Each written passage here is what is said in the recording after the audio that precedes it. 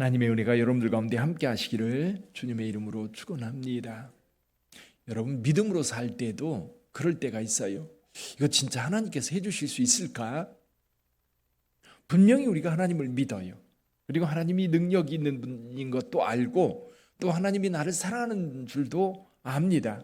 그럼에도 불구하고 내가 지금 처한 현실이 이걸 어떻게 하나님께서 바꾸실 수 있을까? 하나님께서 일을 이루실 수 있을까?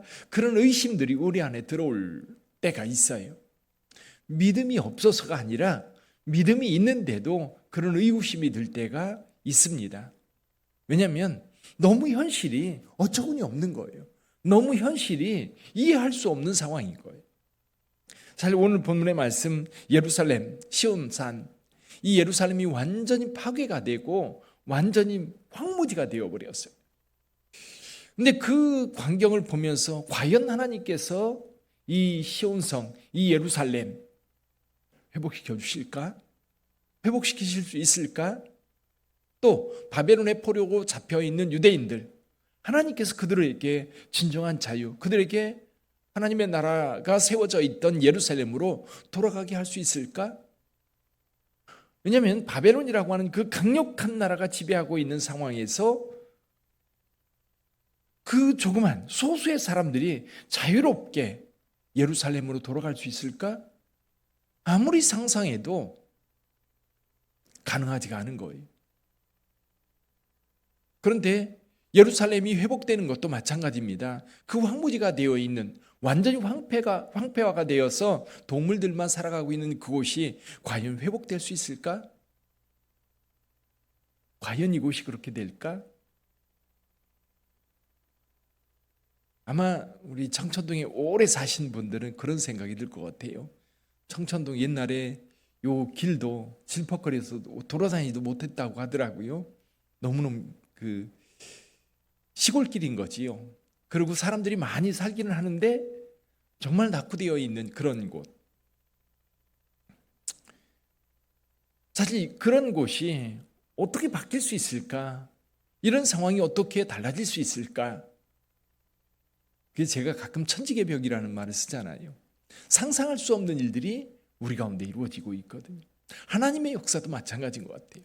우리가 상상할 수 없는 것들이 어떻게 가능할까? 어떻게 그게 이루어질까? 근데 여러분, 하나님은 언제나 우리의 생각을 뛰어넘으시고 우리가 가지고 있는 능력이나 우리가 가지고 있는 상상을 훨씬 더 뛰어넘는 분이기 때문에 우리가 믿음을 갖는다고 하는 것이 어떤 것일까? 오늘 주님께서요, 이스라엘 백성들에 대해서 이렇게 이야기를 합니다. 1절에 보면 의를 따르며 여호와를 찾아 구하는 너희, 이렇게 말씀하고 있고요. 7절에 보면 이렇게 말씀하고, 7절 한번 볼까요? 7절 같이 읽어보지요. 의를 아는 자들아, 마음에 내 율법이 있는 백성들아, 너희는 내게 듣고 그들의 비방을 두려워하지 말라. 그들의 비방에 놀라지 말라. 분명히 주님께서 이스라엘 백성들을 향해서 의를 아는 자들, 또 말씀합니다. 내 마음에 내 율법이 있는 백성들. 그래서 오늘 이제 어제도 이 말씀을 묵상하면서 그런 생각이 들어요. 아, 이건 진짜 우리한테 하신 말씀이구나. 예수 믿는다고 말하는 사람들, 예수 믿고 산다고 하는 사람들, 그럼에도 불구하고 여전히 두려움과 불안이 있고, 왠지 예수님이 우리와 함께하면 그 어떤 일이라도 할 수 있을 것 같은 그런 담대함이 있을 것 같은데, 그래도 여전히 마음이 새가슴이어서 두렵고 불안하고 떨리고 그럴 때가 많잖아요. 그럴 때 우리 하나님께서 하신 말씀인 거예요. 의를 알고 내 율법이 내 마음에 있는 자, 율법이 우리 마음에 있어요. 하나님의 말씀도 있고 예수를 믿는 믿음도 있고, 그리고 하나님의 말씀을 따라 살고자 하는 결단도 있어요. 그리고 하나님을 생각하면 용기가 났다가 잠깐 또 현실을 보면 완전히 그 용기가 금방 사라져버려서 어찌할 줄 모르는 두려워하는 그런 상황들. 그래서 하나님 앞에 기도합니다. 하나님 도와주세요. 우리 9절 10절 한번 볼까요? 9절과 10절 같이 소리내어 읽어봅니다. 여호와의 팔이여 깨소서 깨소서 능력을 베푸소서 옛날 옛시대에 깨신 것 같이 하소서. 라합을 점이시고 용을 찌르신 이가 어찌 주가 아니시며 바다를 넓고 깊은 물을 말리시고 바다 깊은 곳에 길을 내어 구속받은 자들을 건너게 하신 이가 어찌 주가 아니시니까. 그래서 저와 여러분들이요, 믿음을 가지고 있지만 또 현실 부닥치고 나면 마음이 이제 오그라들어 가지고 이러지도 못하고 저러지도 못하고 앞으로 가지도 못하고 뒤로 물러서지도 못하는 그런 경우를 만날 때가 있어요. 그럴 때 우리가 꼭 기억해야 될 게 있어요. 그게 뭐냐면 하나님께서 말씀하신 말씀이거든요. 또 하나님께서 과거에 어떻게 역사하셨는지 그걸 보는 거예요. 그리고 그걸 내 사건으로 받아들이는 거지요. 오늘 여기 기도할 때 여호와의 팔이여 깨소서 깨소서 능력을 베푸소서. 근데 그 능력을 베풀었던 때가 있어요. 언제예요? 홍해 바다를 말리시고 요단강을 말리시고 여리고성을 무너뜨리시고 다윗을 승리하게 하셨던 하나님. 기드온이 300용사로 18만 명을 대항하여 그들과 싸울 때 승리를 주셨던 여호와 하나님. 그 하나님이 나와 함께 한다면 지금 내가 처한 상황은 너무 사소한 것, 너무 하찮은 것, 이것 때문에 내가 마음이 이렇게 쪼그라들었나? 이것 때문에 내가 이렇게 두려워하나? 더군다나 여기 비방하는 자들, 우리를 두렵게 하는 자들, 우리 하나님이 함께 하신다면 아무것도 아닌데, 그런 말을 들었다가도 또 누군가가 나타나서 비방하고 비난하고 욕하고 그러면 갑자기 두려워지고 불안해지고 그리고 마음이 상하고. 그래서 여기 7절에서 말씀하는 겁니다. 너희는 내게 듣고 그들의 비방을 두려워하지 마라. 그들의 비방에 놀라지 마라. 두려워하지 말고 놀라지 말고 우리 하나님 앞에 서야 되는데.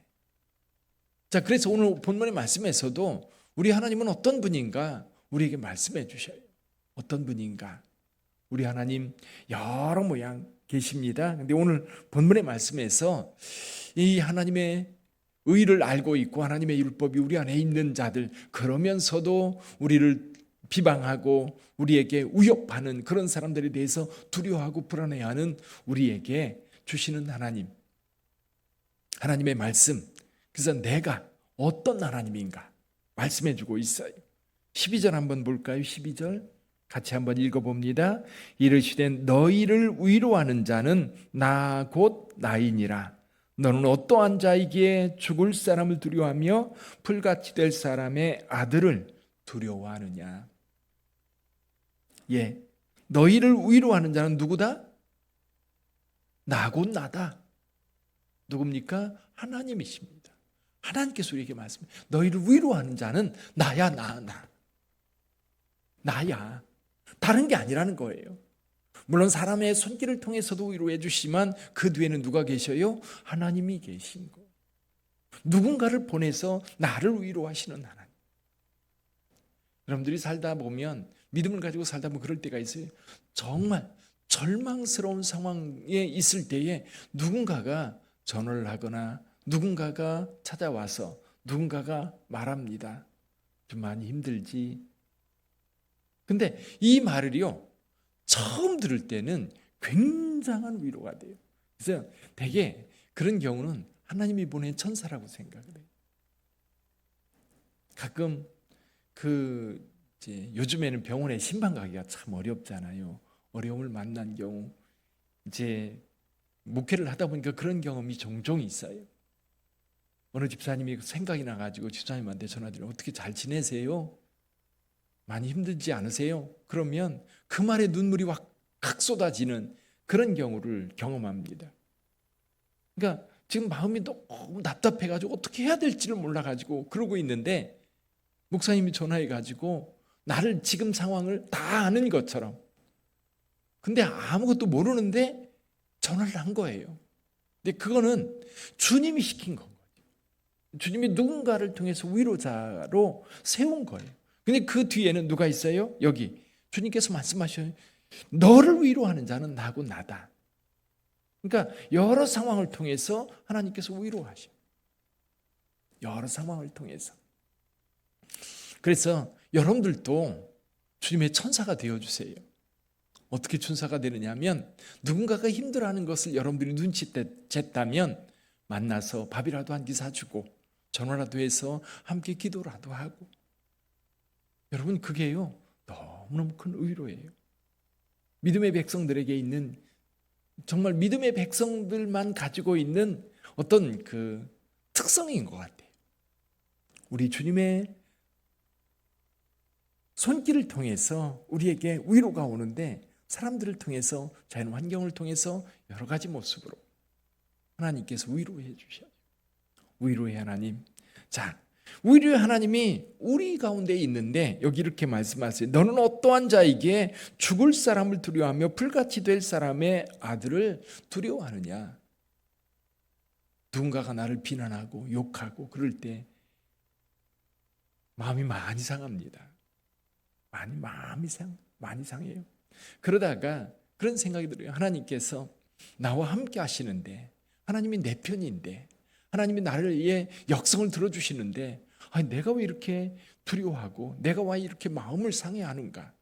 그냥 훅 불면 사라져버릴 그런, 여기 먼지 같은 그런 존재들이고 풀같이 사라져버릴 그런 자들이 나를 비난하고 나를 대적하는데, 그게 그렇게 나를 힘들게. 그러나 오늘 잊지 마십시오. 위로자는 누구다?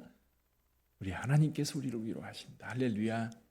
여러분, 그 하나님의 위로자가, 우리 하나님께서 여러분의 위로자가 되어 주셔서 늘 함께 하시는 줄 믿습니다. 힘들 때 여러분 어깨를 만져주시고, 여러분들이 힘들면 또 주님 앞에 나와 기도할 수 있잖아요. 전 이게 너무너무 감사해요. 너무너무 감사해요. 또 한 가지 우리 하나님께서 말씀하셔요. 이스라엘 백성들에게 내가 너희의 위로자다라고 말씀하시며, 또 한 가지 13절 말씀 같이 한번 읽어봅니다. 하늘을 펴고 땅의 기초를 정하고 너를 지은 자 여호와를 어찌하여 잊어버렸느냐. 너를 멸하려고 준비하는 저 학대자의 분노를 어찌하여 항상 종일 두려워하느냐. 학대자의 분노가 어디 있느냐. 학대자의 분노가 어디 있느냐. 나를 학대하고 괴롭히는 자들, 우리는 그걸 너무 크게 보는 거예요. 너무 크게 보여요. 그 큰 것이 나를 무너뜨리게 만들고 힘들게 만드는데, 주님이 말씀하셔요. 내가 너를 지었지 않냐. 내가 너를 지었고 내가 너와 함께하고 있고 내가 내 편이고 내가 내 위로자가 되지 않냐. 그들 어디 있냐. 근데 주님을 바라보면 안 보이는 거예요. 우리의 시선이 나를 지으신 주님을 바라보면 나를 괴롭히던 그 모든 것들, 나를 힘들게 하던 모든 것들이 안 보여요. 다 사라져버려요. 우리 하나님께서 우리와 함께 하시는 줄 믿습니다. 여러분, 여기 이렇게 말씀하셔요. 하늘을 펴고 땅의 기초를 정하고 너를 지은 자. 여러분, 하늘과 땅을 지으신 그분이 너도 지었다. 나도 우리 하나님께서 지으셨기 때문에 우리 하나님이 내 편이시고 하나님께서 나와 함께 하신다. 어머니가 자기 태에서 난 아이를 잊을 수 있겠는가? 그 아이가 아플 때 엄마가 가만히 있을 수 있는가? 그렇죠? 힘들어할 때 가만히 있을 수 있는가? 우리 하나님께서 우리를 지으시고 오늘도 우리와 함께 하신다는 겁니다. 혹시 여러분의 마음에 지금 걱정거리가 있습니까? 혹시 여러분 마음에 불안한 것들이 있습니까? 누군가가 주변 사람들이 비난하고 또 여러분들이 힘들게 하는 그런 상황들이 있습니까? 오늘 두 가지 기억하세요. 우리 하나님 우리의 위로자다. 우리 하나님 우리를 지으신 자다. 그 하나님이 오늘도 여러분 걸음걸음 함께 하실 줄 믿습니다. 여러분의 마음을 위로하시고 지켜주실 줄 믿습니다. 기도하겠습니다.